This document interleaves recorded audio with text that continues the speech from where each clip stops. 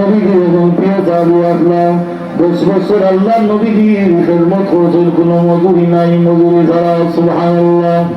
আনাস রাদিয়াল্লাহু তাআলা আল্লাহ রাসূলের পাকরে জিজ্ঞাসা করেন, ইয়া রাসূলুল্লাহ আইয়ু আফদালুস সিয়াম, ও তোর নবী কোন গুনাহ গুনাহ মার্গেছে দামি কোন গুনাহ উত্তম?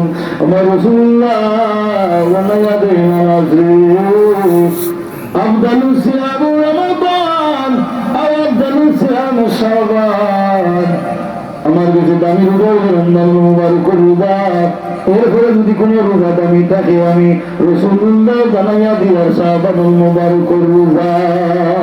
সুবহানাল্লাহ।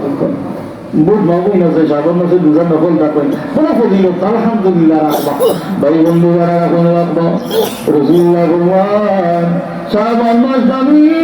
আম্মাদের আছে সিদ্দিকা রাদিয়াল্লাহু তাআলা আনহা ফরমান আমি আমার দোয়া নবীর দিকে অনুসরণ করতাম শাবান মাসে হলে আইনে পড়ে দেখতাম আল্লাহর নবীকে ধারাবাহিক রোজা রাখতা, ধারাবাহিক ইবাদত বন্দেগী করতা, ধারাবাহিক নফল নামাজ, ধারাবাহিক রোজা, কোরআন তিলাওয়াত করতা, জিকির করতা, আজকার করতা। এরপর আমি জিজ্ঞাসা করলাম, ইয়া রাসূলুল্লাহ ওয়া ইয়া হাবিবাল্লাহ, ও আমার দোয়ার নবী নবী গো, আপনি কত ইবাদত বন্দেগী মাসে ধারাবাহিক করুন।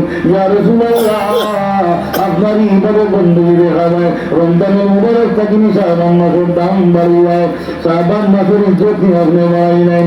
আল্লাহ রাসূল সাল্লাল্লাহু আলাইহি ওয়াসাল্লাম ফরমালেন, আয়েশা রে, ও আমার আয়েশা, রমজানের মুবারক ইজ্জতের দিকে শাবান মাসের দিকে অনেক দামি, কিন্তু শাবানুল মুবারকের দাম একবারে কম নয়, কারণ এই শাবানুল মুবারকের মাস আমি রাসূলুল্লাহর মাস, কারণ এই মাসে ইবাদত বন্দেগী করিয়া বান্দা জান্নাতের সুগ্রাম পাইছে।